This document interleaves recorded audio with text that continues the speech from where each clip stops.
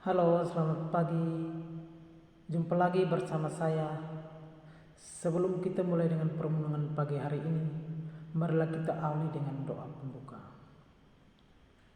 Dalam nama Bapa dan Putra dan Roh Kudus. Amin. Saudara-saudara yang terkasih dalam Kristus, setiap pribadi kita tidak terlepas dari kesalahan, terutama dosa.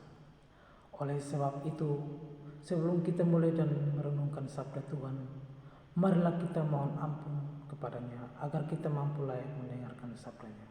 Demi Kristus Tuhan kami. Amin. Tuhan beserta kita sekarang dan selama-lamanya.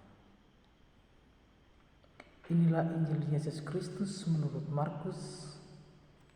Dimuliakanlah Tuhan. Injil Markus bab 6 ayat 14 sampai dengan 29. Pada waktu itu Raja Herodes mendengarkan tentang Yesus, sebab namanya memang sudah terkenal, dan orang-orang mengatakan Yohanes Pembaptis itu bangkit dari antara orang mati. Dan itulah sebabnya kuasa-kuasa itu bekerja di dalam dia.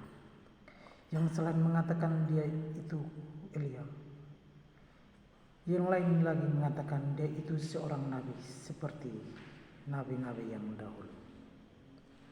Waktu Herodes mendengarkan hal itu, ia berkata, bukan, dia itu Yohanes yang sudah penggal kepalanya dan kini bangkit lagi.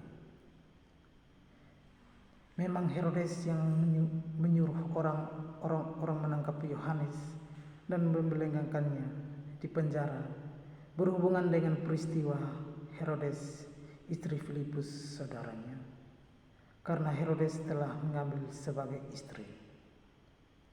Karena Yohanes pernah menegur Herodes, tidak hal itu engkau mengambil istri saudarimu. Karena kata-kata itu Herodes menaruh dendam pada Yohanes dan maksud menembuh dia. Tetapi tidak dapat, sebab Herodes segan akan Yohanes karena ia tahu bahwa Yohanes adalah orang yang benar dan suci. Jadi melindungi, tetapi setiap kali mendengar Yohanes, hati Herodes selalu terombang-ambing, namun ia merasa senang-senang juga mendengarkan dia. Akhirnya tiba juga kesempatan yang baik bagi Herodes.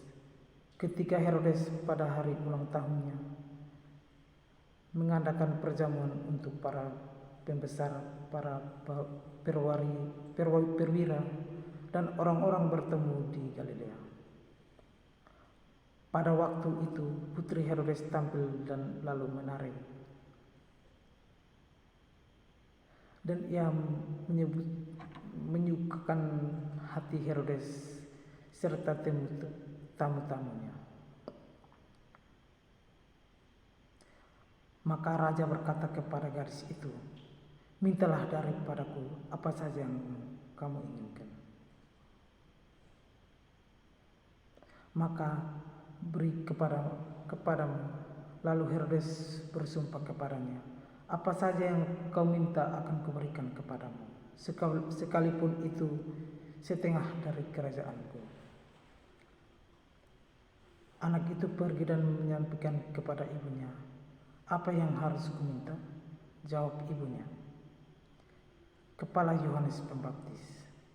Maka cepat-cepat ia pergi kepada raja dan meminta, aku mau supaya sekarang juga engkau berikan kepala Yohanes Pembaptis dalam sebuah talam. Maka sangat sedih hati raja. Tetapi mereka bersumpah, dan karena segan terhadap tamu-tamunya, ia tak mau menolaknya. Mengambil kepala Yohanes, orang-orang itu pergi dan meninggalkan kepala Yohanes di penjara. Ia membawa kepala itu di sebuah talam dan memberikannya kepada gadis itu, dan gadis itu memberikan pula kepada ibunya. Ketika murid-murid Yohanes mendengarkan hal itu, mereka datang dan mengambil mayatnya, lalu membaringkannya ke dalam kubur. Demikianlah sabda Tuhan, terpujilah Kristus. Saudara-saudara yang terkasih dalam Kristus Tuhan, dalam bacaan Injil suci hari ini mengisahkan bagaimana Daud diagungkan dan dipuji-puji sebab Daud adalah raja bangsa Israel yang sangat taat kepada Allah. Begitu pula kita harus taat kepada dosen dan pegawai yang ada di kampus kita. Dan ketaatan itu juga selalu memberikan kemenangan bagi kita. Dan kita selalu menaruh hati kita kepada Tuhan, selalu berseru agar Tuhan menyertai kita selalu. Saudara-saudara yang terkasih dalam Kristus, dalam bacaan Injil ini juga didengarkan bagaimana hanya karena seorang perempuan dan sumpah Herodes dengan sedih hati memanggil Yohanes Pembaptis. Hal itu menggambarkan kepada kita kekuasaan dan wanita serta yang segala kita miliki, membuat kita cinta lebih dahulu dan yang terutama yaitu Tuhan. Semoga. Amin.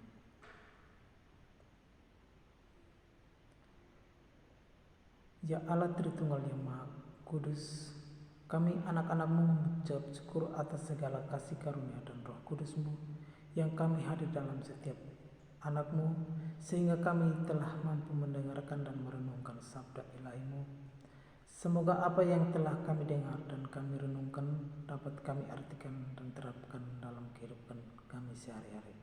Demi Yesus Kristus Putranya yang tunggal, kini dan sepanjang masa. Amin. Dalam nama Bapa dan Putra dan Roh Kudus.